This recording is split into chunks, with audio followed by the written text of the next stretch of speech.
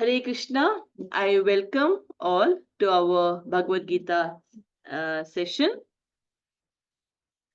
The objective of this class is to enable reading of the shlok, to understand the meaning of the shlok, and to help understand the basic philosophy of Gita. We are on chapter 13, nature, the enjoyer, and consciousness, right? So, this chapter has got 6 sections. We have already covered 4 sections. Today, we will start the 5th section from 20 to 26, that is Prakriti, Purusha, and their union, right? So, that is what we'll be doing from shlok number 20 onwards. We'll start today. And just to summarize what we have learnt in this chapter till now, I'll quickly take us all through the sections that we have already finished. So the first section is the first shlok, which consists of Arjun's 6 questions and Krishna's answer to Kshetra, Kshetragya and Gyan. Yeah. So in the first shlok, Arjun asks 6 questions and he says to Krishna that I wish to know about Prakriti. What is Prakriti? What material nature? Purusha, Purusha, the enjoyer. Kshetra, Kshetragya, Gyan, and Gayam. Yeah. So this is the 6 topics that Arjun wants to know from Krishna. So Krishna in the second shlok, he explains what is Kshetra and what is Kshetragya. So he explains about Kshetra and Kshetragya. So what is Kshetra? Kshetra is the field of activity. Yeah, what is Kshetra? Kshetra is the field of activity. And what is the field of activity for us? It is the body. So what is Kshetra? It is our body. Why body is compared with the field of activity? Why is body compared with the field of activity? Because what happens in a field, whatever we sow, that is what we reap, right? In a field, if I am sowing a neem tree, I get a neem tree. If I sow a mango seed, I will get a mango tree, right? So whatever we sow in the field, accordingly we will get our reap. Similarly, this body is compared with the field of activity. It means whatever karma activity we will do, accordingly we will bear the result. So why it is called the field of activity? Kritika, why is this called the field of activity? Because whatever we will do the activity, accordingly we will reap the result. Then the second point is Kshetragya. Who is Kshetragya? And then here it talks about 2 things. Kshetragya is the knower of the body. Who knows the body? First is the soul and then is the super soul. Now soul only knows about the individual body, but the super soul knows about all the bodies. It knows about all the bodies. Super soul is situated in each and every body. So Kshetragya is the knower of the Kshetra, which is the knower of the body. And Krishna talks about 2 things, the soul and the super soul. And then the question is, the third thing he explains is Gyan. What is Gyan? What is Gyan? Gyan is knowledge. What is knowledge? And he says to know about the body, soul and super soul is knowledge. Why does Krishna says that knowing about body, soul and super soul is knowledge? Why he doesn't talk about studying of medicine is knowledge, or studying of engineering is knowledge, or studying of commerce is knowledge? He doesn't say that, right? But he says studying of body, soul and super, this knowledge someone has is called knowledge. And he has explained this as the Raj Vidya. He has explained as the king of all knowledge. Why? Because whatever study we do in the universities today, the material study that we do, none of that can help us to cross the cycle of birth and death. None of them can help us to cross the cycle of birth and death. But this knowledge, which is called Raj Vidya, this knowledge actually will, when we know about the body, the soul and the super soul, when we know this knowledge, this can actually help us to cross the cycle of birth and death and get liberated. And that is why this knowledge is called the Raj Vidya. That is why it's called knowledge, right? And then Krishna talks about the composition of this body. So body is what? Body, he says, the body is made up of 24 elements. The body is made up of 24 elements. And what are those 24 elements? It talks about the 5 great elements. The 5 great elements is Mahabhuta. What is that? Earth, water, fire, air, and ether. So what happens when the soul leaves the body? When we say someone is dead, what happens? The soul actually leaves the body, and then the body remains. Everything remains in the body, but the soul. And when we burn the body, what happens? It again mixes back to the earth, water, fire, air, and ether. So these are the 5 called the great elements, Mahabhuta. Apart from that, the 24 elements of which our body is made up of is, first is these 5 Mahabhuta, then is the 5 Gyanendriya, that is knowledge acquiring senses. What are the knowledge acquiring senses? Which are eyes, ears, nose, tongue, and skin. These are from this we gain knowledge. So they are called Gyan Indriya or knowledge acquiring senses. And then there are 5 Karmendriya, working senses. What are the things from which we work? Which is our voice, our legs, our hands, our anus, and our genitals. They are the working senses. And then he talks about the 5 sense objects. What does the eye sees? From eyes we can see form, right? What does the ears hear? It is the sound. From the nose, smell. From the tongue, taste. And from the skin, touch. These are the 5 sense objects. So these are the 15 plus 5, that is 20. And what are the 4 other elements? Apart from this, something which we goes with our soul. When we die, there's something which we goes with our soul, which is mind, intelligence, and false ego. This goes with our soul when we die. This and Pradhan. What is Pradhan? Pradhan is the modes of material nature. The modes of material nature is when the body does not have consciousness, when the living entity is not there, then the modes of material nature, which is the ignorance, passion, and goodness, is an unmanifested state, is not there. But as soon as the living entity enters the body, it becomes manifested. So these 3 together is called Pradhan. It's called Pradhan. So these 24 elements is what our body is made up of. It's nothing but a material. This body without the soul is just like a material energy. It cannot do anything on its own. So it is a material energy. So this is the composition of our body. Then Krishna explains about Jnanam. So Arjuna is asked about 6 things. What is Kshetra? Body. Kshetragya, knower of the body, soul and super soul. What is Gyan? Which is knowledge. Knowledge is knowing about body, soul, and super soul. Then 4th is Jnanam. What is Jnanam? Jnanam is basically the process of acquiring knowledge. And he said knowledge means knowing about body, soul, and super soul. So Krishna explains in detail who can actually what are the qualities someone has who can actually get this knowledge about body, soul, and super soul. And he talks about that as the 20 elements of knowledge. He says these are the 20 characteristics when people have, they can get knowledge. And what are these characteristics? Humility, being very, very humble. It means no expectation of honor and dishonor.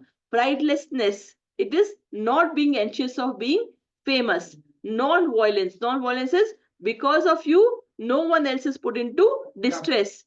Tolerance, that is bearing insults and dishonor, and still capability of bearing insults and dishonor. Then serving a bona fide guru. Why it is so important to have a guru and serve a guru?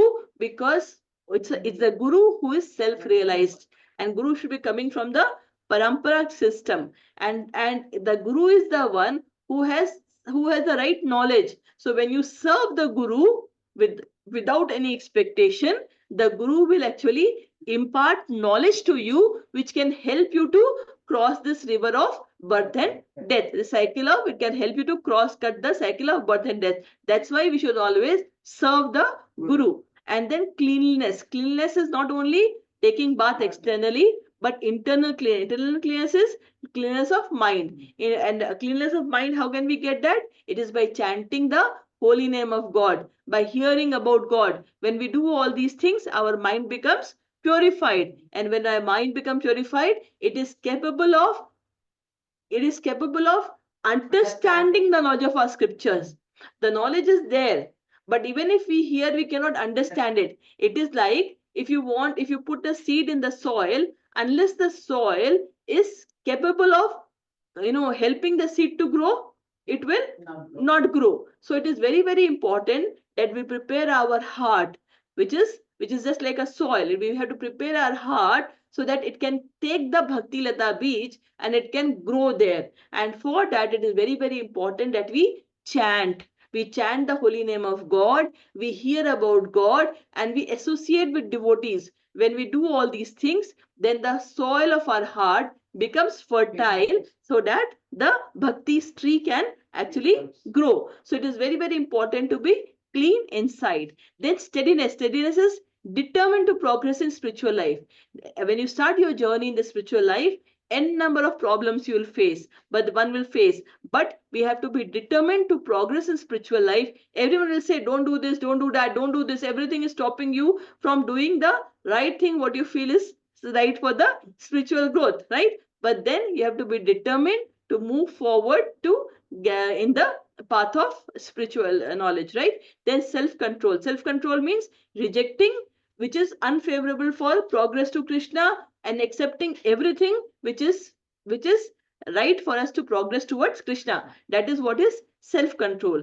Then it is renunciation of the objects of sense gratification. Anything, we talked about senses, anything which is going to help us to gratify our senses. It means something which we are doing which is going to help and give enjoyment to myself, that should be renounced. That should not be done. Whatever we do, whatever activity we should do, it should be to please the senses of Krishna, not our senses. When we do activity which is pleasing our senses, then what is happening? Then we actually move towards the then we move towards the bondage towards the material world. But when we do activities which is pleasing to Krishna, then we are actually moving towards the spiritual line. So we need to decide that our activity should be such that it is towards the Krishna, not towards our sense enjoyment, but towards the sense enjoyment of Krishna. So that is then no false ego. No false ego means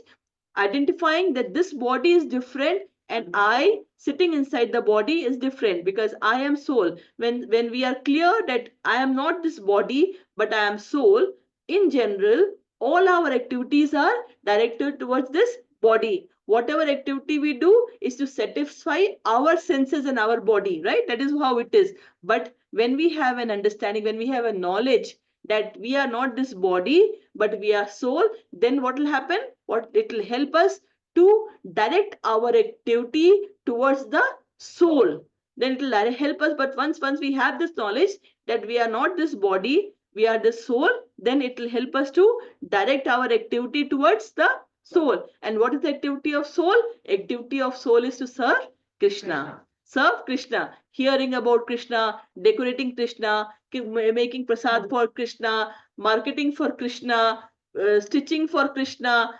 Everything, our activity should be around Krishna. So that is the real identification with the body. Detachment with everything which is not taking us towards Krishna. Then even mindedness among pleasant and unpleasant things. Whether in life there will be a lot of pleasant things will happen and unpleasant things will happen, just disconnect. It is be equal in both situations. Secluded living in the association of devotees. The more you live with devotees, what will happen? Your consciousness towards Krishna will keep on increasing, because we will talk about Krishna. So it will be more in a Krishna conscious environment that we can live. And constant and unalloyed devotion to Krishna with undeviating attention. That is the last thing Krishna says. That's the most important thing. These are the 20 elements. If we follow them, then what will happen? That is the jnanam. That is the object of knowledge. So when we have this quality, automatically we will actually move towards liberation. Yeah. And then the last thing is gayam. What is gayam? The gayam is the object of knowledge. Huh? And this is what we covered in the last class. So what is the object of knowledge? The object of knowledge is soul and super soul. We need to know about soul and we need to know about super soul. That is the object of knowledge. And we learned some shlokas where it said that the soul is beginningless, and it's subordinate to Krishna, but the super soul, it's everywhere are his hands, legs, eyes, and faces. It is everywhere and it is all pervading. He is the source of all senses. Although he is very far, but still is very near. Although Krishna is in Golok Vrindavan, but when we offer bhog, he is there to receive the bhog, right? And we talked about how Draupadi, when she called, he came immediately running to save Draupadi, right? So although he is very far, but then he is very near. He is the maintainer, he is the destroyer, and he is the knowledge, he is the object of knowledge, and is the goal of knowledge. So this is what we covered till now in our last chapter. So what we'll do is we'll start now with shlok number 20. Let's start. Shlok number 20, 13 or 20, right? Prakritim purusham chaiva Vidyanadi ubhavapi Vikarancha gunanchaiva Vidhi prakriti sambhavan Prakritim purusham chaiva Vidyanadi ubhavapi Vikarancha gunanchaiva Vidhi prakriti sambhavan Mataji. Prakritim purusham chaiva Vidyanadi ubhavapi Vikaramscha gunamschaiva Vidhi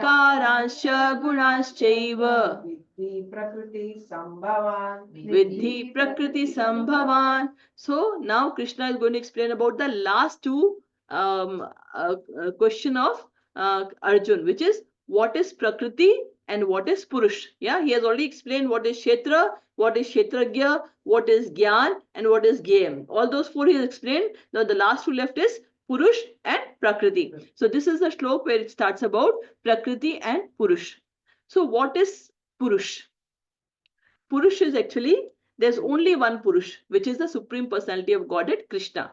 He is the only Purush. And he is the only Purush in the sense, he is the actual enjoyer. He is the maintainer. He is the Supreme Personality of Godhead. He is the enjoyer. He is everything, right? But what happens here in this shlok, Purush means the living entity. Living entity means the soul, which is in all of us. Why that soul is called Purush here? Because one shlok I always say from 15th chapter, which says, Mamai Vansho Jiva Loke Jiva Bhuta Sanatana. And Krishna says in the 15th chapter that each and every soul, they are nothing but a ansh of me. They are part and parcel of me. So all the living entities are a part of parcel of Krishna, right? So they should be actually be serving Krishna. But then what happens when they rebel to that and don't want to serve Krishna? Then what happens? They come to the material world. They come to the material world. So in that case, the Purush thinks that I am the master of everything. When they come to the material world, what happens? The mood in which they are is, I am the Purush. Purush is basically the master of everything. Although he is not the real master, the soul is not the real master. The real master is a Supreme Personality of Godhead. But then the living entity thinks that I am the master of everything and I am the enjoyer. That mood in which the Purush is what is the, that's why Purush here is called, the living entity is the Purush here, right? And what is Prakriti? Prakriti is the material nature. Prakriti is the material nature. Now in seventh chapter, Krishna has explained, the fourth shlok of 7th chapter, Krishna has explained, Bhumi Rapo Analo Vayu Kham Mano Buddhi Revacha Ahankara Itimeva Me Bhinna Prakriti Rashtha. It means Bhumi is earth. Earth, water, fire, Vayu is air, Kham is space. These five are my material energy. And Ahankar is false ego. And apart from them, Buddhi, Man and Buddhi, these intelligence, my intelligence, these are my material energies. So the material energy is nothing but Prakriti. The material energy is nothing but Prakriti, which is represented by Durga Devi. She is the material energy. That is the Maya. That is the material energy, right? Then in the next shlok, in the 7th chapter, in the 5th shlok, Krishna says, अपरेयमस्तित्वं prakritim vidhi me param jeev bhuta mahabaho yedam dharite jagat. He says, apart from that, Arjun, there is one more superior energy of mind, and that superior energy of mind is the living entity. The soul. What is soul? Soul is the superior energy of mind, which is a spiritual energy. Which is a spiritual energy. Soul is a spiritual energy and a part and parcel of Krishna. But then, and the material energy is all the bhumi rabu, which cannot act on its own. They are just lying there unless the living entity touches with it, nothing can happen, right? Now, Prakritim Purusha Chevam Vidyadyanadi Ubhavapi. The first line, Krishna says, Prakritim Purusham Cheva. Prakriti and Purush, which is the material nature and the living entity, Vidya Anadi Ubhavapi. Ubhavapi means these two are both are Anadi. They are beginningless. They are always there. They are Anadi. They are beginningless. Vikaransha. Vikar is transformations. The transformation that happens, and Gunash Cheva. Guna is the modes of material nature. What is the mode of material nature? Ignorance, passion, and goodness. These three and are the cause of the transformation in the actual soul. The pure soul get transformed because of these three modes of material nature. Vidhi Prakriti Sambhava is possible because of the material nature. So let us reach the English translation. Material nature and the living entities should be understood to be beginningless. Their transformations and the modes of matter are products of material nature. So let us understand Prakriti a bit in detail. Now, why Krishna is talking about these two in the last, because we are on chapter number 13. Chapter number 14 is only about material nature, and chapter number 15 is only about Purusha. So there are two chapters which is dedicated to Prakriti and Purusha. So here, but it's important to understand some basics. Here he'll just take us into basics. So let us hear that. So Prakriti. So let's understand the mysteries of material nature. So we have already talked about the process of creation. How does the creation happen? I know in science we have read that there was suddenly a big bang and everything came into picture. Everything was perfect. The sun was there, the all the planets were in the right direction, right space, and everything was floating and moving. But that is not what our scriptures says. Our scriptures are much advanced than even the present day science. As per Srimad Bhagavatam, it has explained the creation process in very detailed, right? So if you know, Krishna has got various avatars. We have talked about the Purusha avatar, Leela avatars. So there are multiple avatars that we talked about in the Srimad Bhagavatam. Now, the Purusha avatar is basically the Mahavishnu, Garbhodakshaya Vishnu, and Shirodakshaya Vishnu. These three avatars, they are basically these three expansions are called the Purusha avatar, right? Now the Mahavishnu is the one, when he breathes out from the skin, from the pores of his skin, basically the universe gets generated. And when he breathes in, the universe actually comes in. Now, how long is this breathing out and breathing in? So when he breathes out and when he breathes in, the difference between that is 100 days of Brahma. It is 100 days of Brahma, which if I have to compare it from Earth years, it is 311 trillion years. And all the calculations are given in detail in Bhagavatam. So if you read it in detail, it talks about how exactly all these things calculation happens, right? It is 311 trillion years once the universe actually gets created, and finally it gets absorbed. So what it happens is, when Mahavishnu breathes, the universe actually gets formed. Now there are multiple universe that gets formed. In the universe, in one of the universe, now Mahavishnu expands as Garbhodakshaya Vishnu. He expands as Garbhodakshaya Vishnu, and he enters the universe. And then from his perspiration, which is not like ours, basically he creates a water and he lies down the Sheshnag inside that. Then from his navel, a lotus stem actually is it gets created, and the end there is a lotus which is there. In this stem which we see, there are 14 planets. There are 14 planets, and we are in the Bhu, which is in the middle. We are in the middle. Above us is the 7 and below is 6. So that is the hellish planets. That is the higher planets. So that is there in the lotus stem. And the top of that we have Brahma. And Brahma gets created by Garbhodakshaya Vishnu. So if you go to Kerala, the Padmanabh temple that we talk about, this is the Garbhodakshaya Vishnu, which is actually worshipped there. You will see the lotus stem and you will see Brahma there. So that is the famous Padmanabh temple in Kerala Trivandrum that we know about, right? Now, what happens is, now this is Garbhodakshaya Vishnu. Then with the Garbhodakshaya Vishnu, what happens? Then it is, so basically then when the living entities are created, for each and every living entity, then Garbhodakshaya Vishnu expands as Kshirodakshaya Vishnu. And Kshirodakshaya Vishnu is the super soul, Paramatma, who resides in everyone's heart, right? So this is how from the Mahavishnu's body the material world gets created. Yeah. And the end of Brahma's days, it actually gets destroyed, right? So material world is nothing but it's like a spider web. The material world, it is temporary because it gets created and again it gets destroyed. So the material world is nothing but just like a spider web. So I would like to tell you, but what happens? The Prakriti is eternal. Prakriti is always there.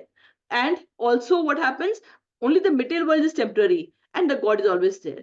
Just to help us understand from a general term, think about mud. What does a potter do? A potter uses the mud and makes pot. Potter uses the mud and make pot. And he makes multiple pots. So mud is always there.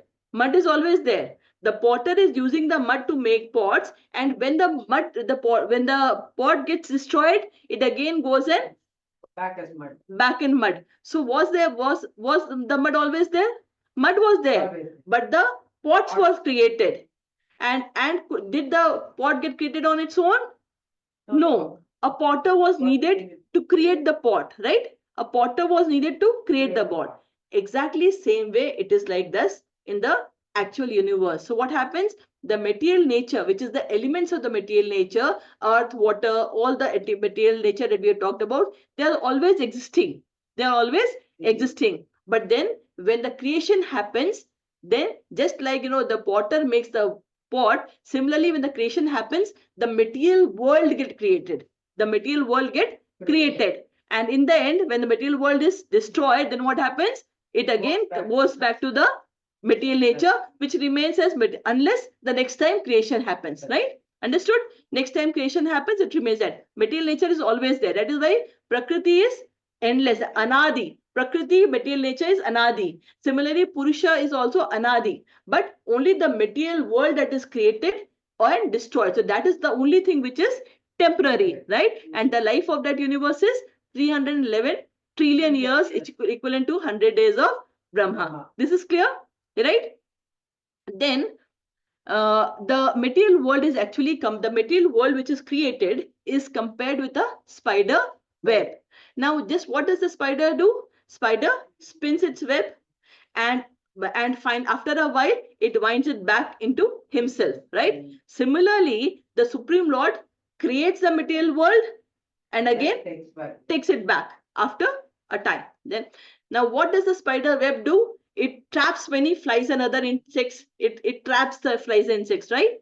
But similarly, the material energy, what does the material energy, what does it do? It traps and binds the spirit souls. But why does it bind the spirit soul? We'll see in the next flow, right? So it traps and binds the spirit soul. And whom it's bind? Not everyone. Whoever wants to be away from the God, who wants to enjoy in the material world, the material world will bind them. It'll bind them, right? And then what will happen? Just like the insects struggle in the spider web to remove, and the more the insects struggle, what happens? It starts getting more bound, more and more bound. Similarly, the living entity, when they want to free themselves, when they're trying to enjoy more and more, they're getting bounded more and more in the material world. And then what happens? Just like, if someone has to get freed from the web, it has to be an external person who has to remove the. Similarly, the living entity in the material world can only be freed by someone a guru who is a self-realized person who can give the knowledge how to come out of this cycle of birth and death. That is why a spider web is compared to the material world. Clear? Yeah. Huh? And then similar, let's read back. So this is what is about the shlok, 20th shlok, that Prakriti and Purusha both are anadi. Purush is a part of Krishna, Supreme Personality of Godhead. In the end of the destruction, it goes and gets absorbed back in Mahavishnu. And similarly, Prakriti, once this is destroyed, it goes back and remains unmanifested unless the next creation happens, right? This is the process of creation. Now let us go to the next shlok, 21st. कार्य कारण कर्तृत्वे हेतु प्रकृति रुच्यते पुरुष सुख दुःखानां भोक्तृत्वे हेतु रुच्यते कार्य कारण कर्तृत्वे हेतु प्रकृति रुच्यते पुरुष सुख दुःखानां भोक्तृत्वे हेतु रुच्यते. माताजी. कार्य कारण कर्तृत्वे हेतु प्रकृति रुच्यते पुरुष सुख दुःखानां भोक्तृत्वे हेतु रुच्यते. Now Krishna says karya karan kartitve.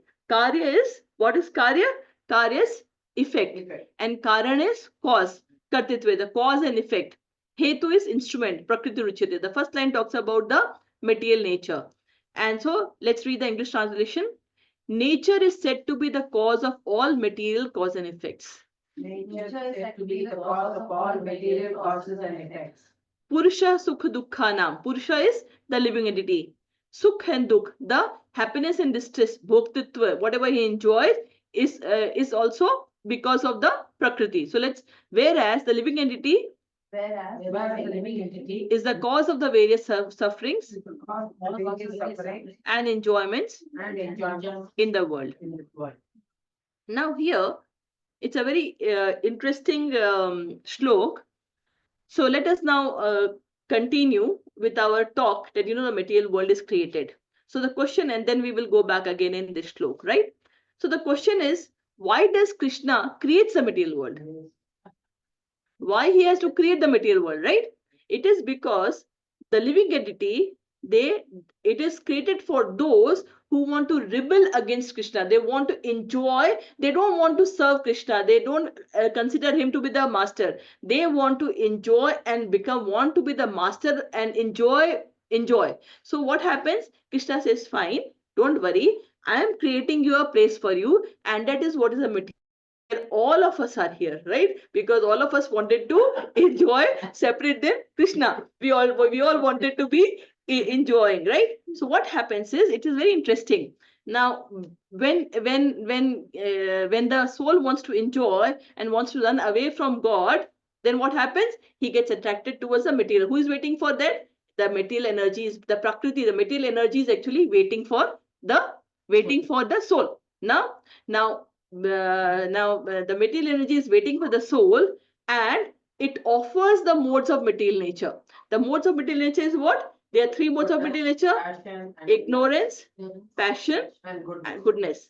Now the soul, which is attracted towards, because he wants to run away from Purusha, the Supreme, he's looking towards material nature. Now material nature is offering three offers to the soul. Karma and all those things is the mode of goodness. So all those three things are ready, available in the material nature. The Prakriti is ready with all the three things with them. Now the soul, based on the karma, what happens? The soul also has a free will to choose where they want to go, all the three things are offered by material energy, right? But which will you choose is depend upon the soul. That's why it says in second line, Purusha Sukha Dukkhanam, the suffering and the enjoyment of the living entity, Bhoktitve Hedruchate, depend upon what he enjoys, whatever his or her ruchi is there, interest is there in the material nature. Whichever is enjoy, whichever place that person, the desire gets attracted, accordingly the happiness or suffering will come to the soul. The desire. So basically, the desire of the soul, the desire of the living entity, which side he is looking for, defines the next course of birth for the living entity. It defines how you will progress in your life and what will be your next outcome. If you are focused towards mode of ignorance, you can be assured that you are moving towards the hellish life.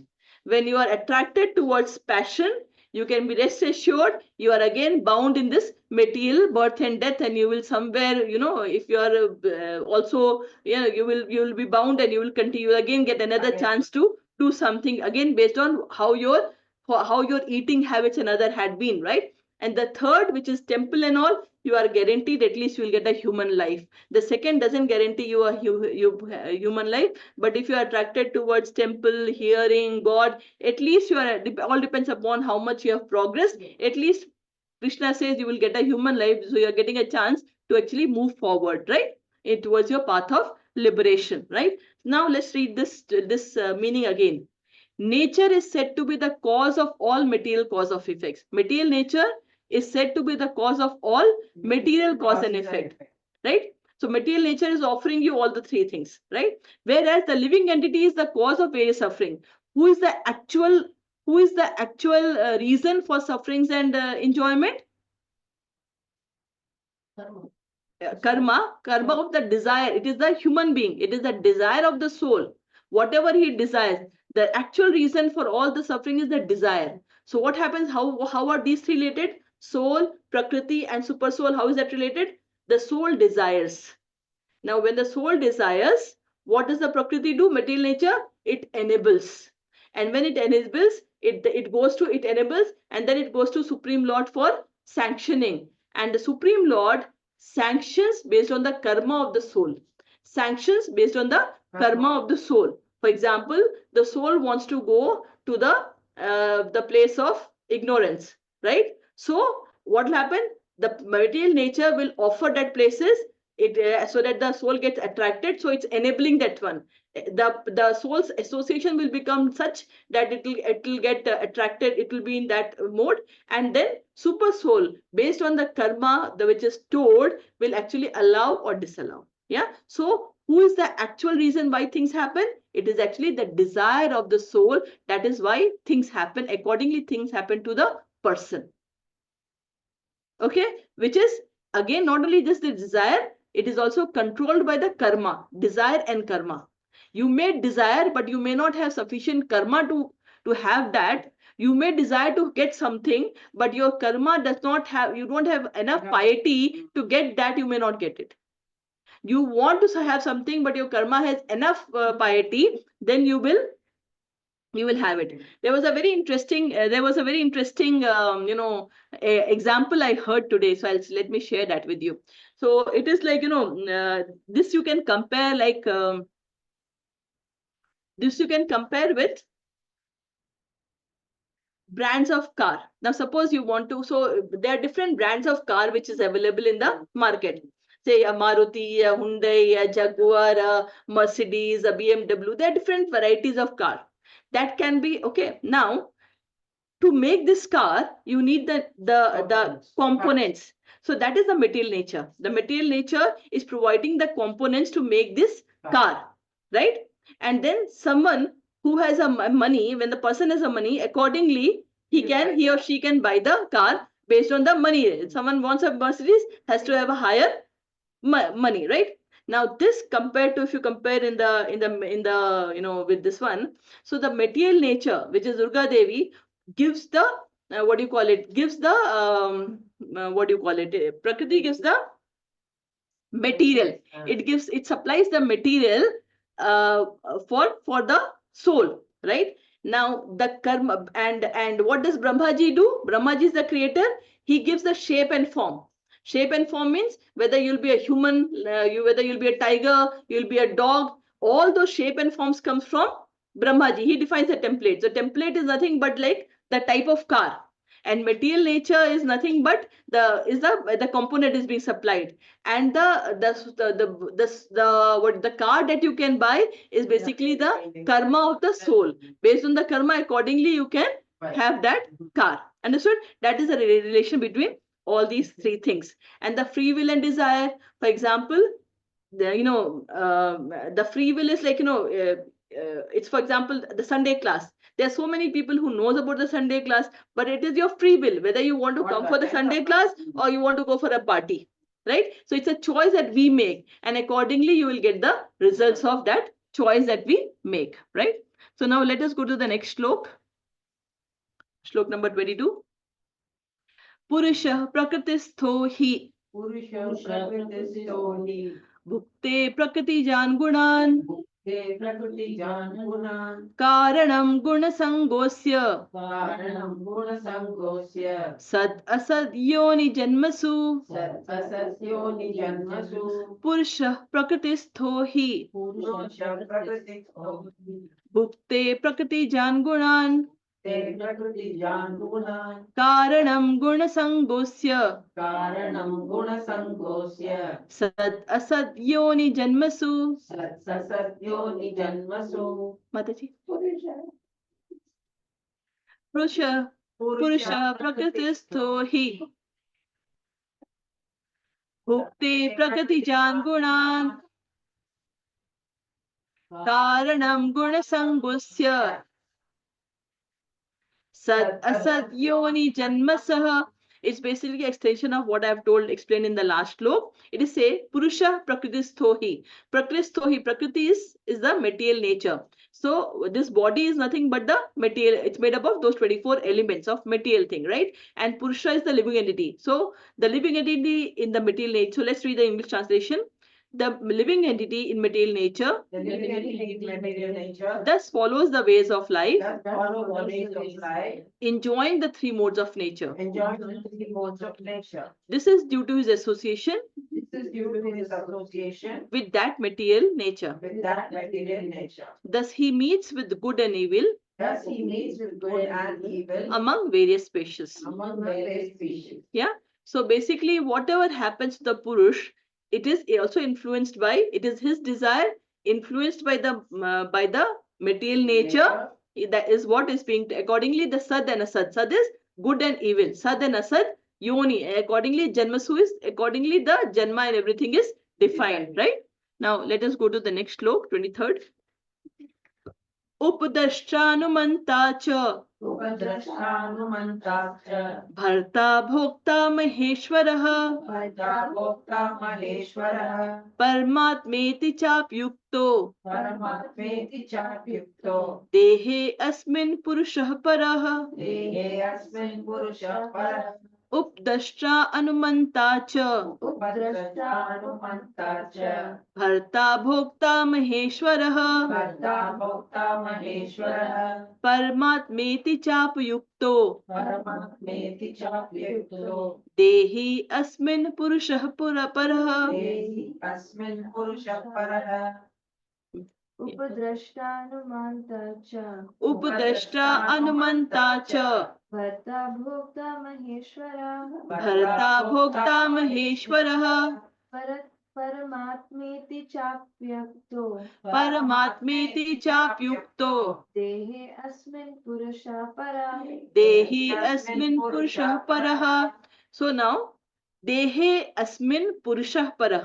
Purusha Para is the supreme Purusha. Who is the supreme Purusha? Is the super soul, the great God, Lord. He says Dehe Asmin, in this body. In this body also, who is there? Not only the living entity is there, but also the Param Purusha, which is the supreme soul. That is also inside this body. And what is the characteristics of that Param Purusha?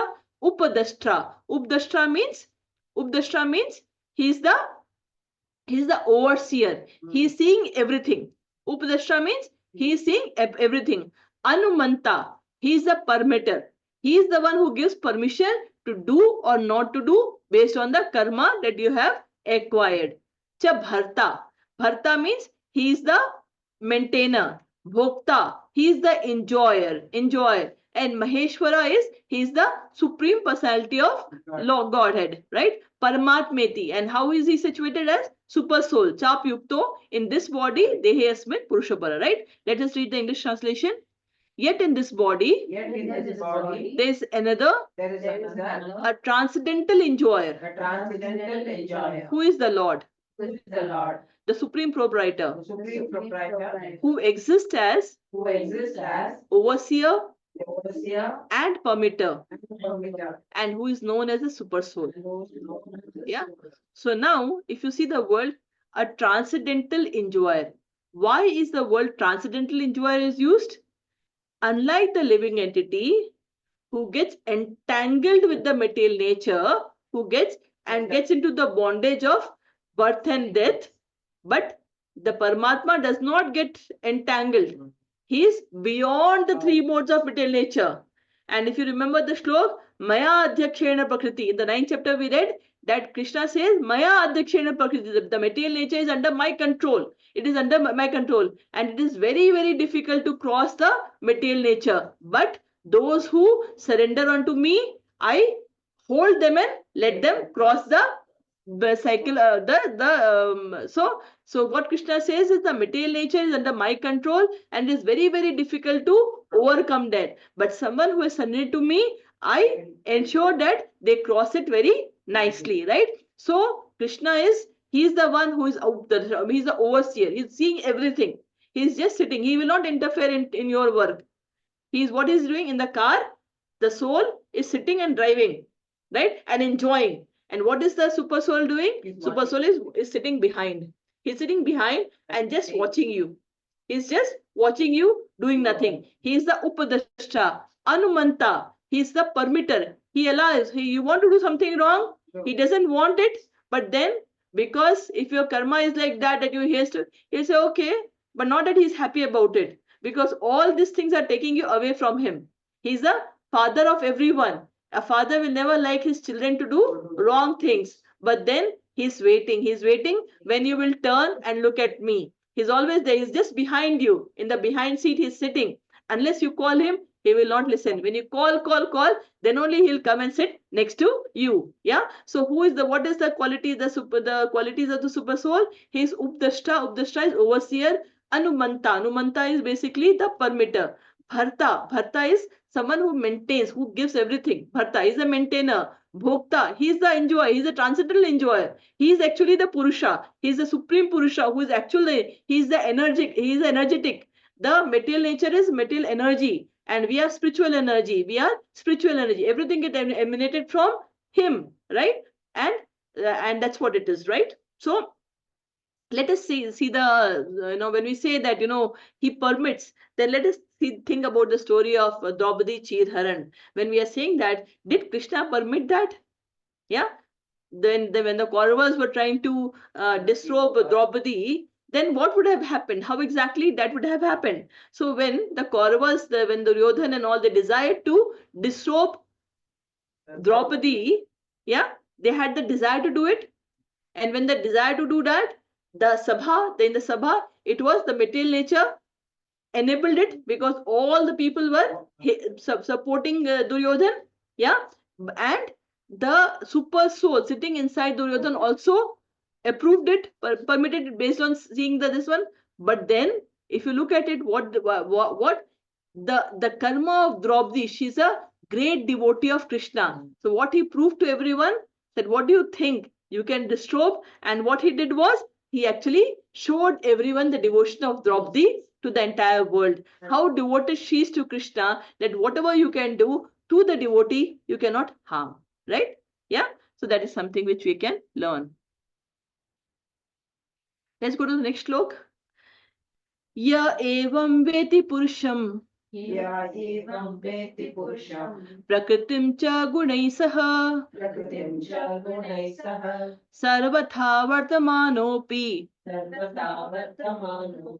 na sa bhuyo bhijayate ya evam veti purusham. एवं वेति पुरुषं प्रकृतिं च गुणैः सह प्रकृतिं च गुणैः सह सर्वथा वर्तमानोऽपि सर्वथा वर्तमानोऽपि न स भूयोऽभिजायते। न स भूयोऽपि जायते। माताजी, य एवं वेति पुरुषं य एवं वेति पुरुषं प्रकृतिं च गुणैः सह प्रकृतिं च गुणैः सह सर्वथा वर्तमानोऽपि सर्वथा वर्तमानोऽपि न स भूयोऽभिजायते। न स भूयोऽभिजायते. Krishna says, ya evam veti. Veti is know. Veti means to know. So ya means those who know. What do they know? Those who know about Purush, the living entity, and the super soul, Prakriti, the material nature, and Gune, the modes of material nature. If someone who knows that, not only knows, understand, but also self get realize about that what is what who am I, that is living entity, who is super soul, what is material nature, what is the three modes of material nature, how it acts on the soul, and ensures that is also focused on the soul self realization. Then sarvatha vartamanopi na so bhuyo bhijayate, who would understand that will not take birth again, and in whatever, regardless of its present position. Sarvatha vartamanopi, vartaman is present. So let's read the English translation.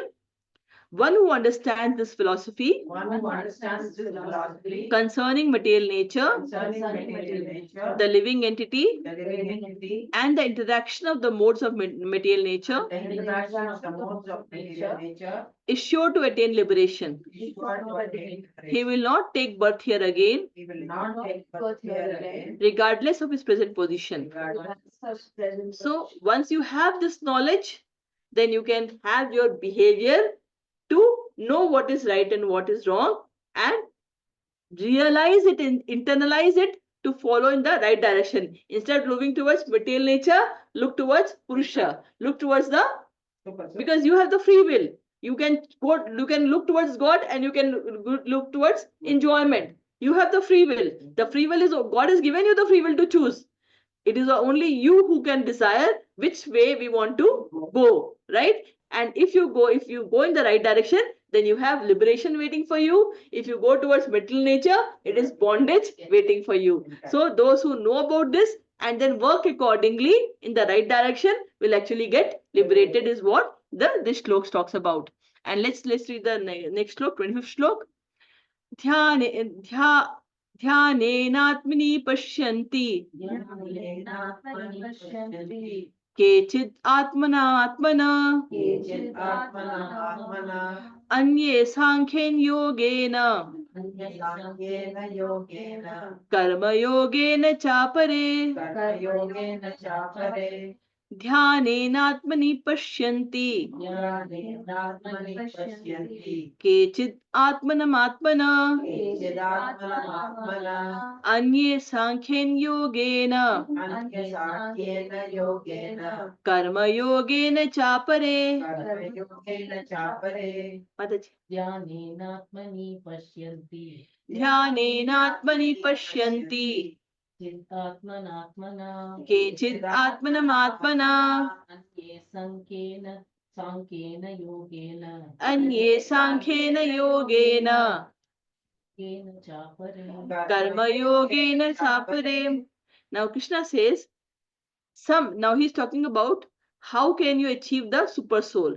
Dhyanenatmani pashyanti. Someone, pashyanti is to see. Someone sees the super atmana. Atmana is the super soul. Someone sees the super soul by dhyan. Dhyan is meditation, by dhyana yoga. That is the 6th chapter of Bhagavad Gita. Someone achieves the super soul by meditation.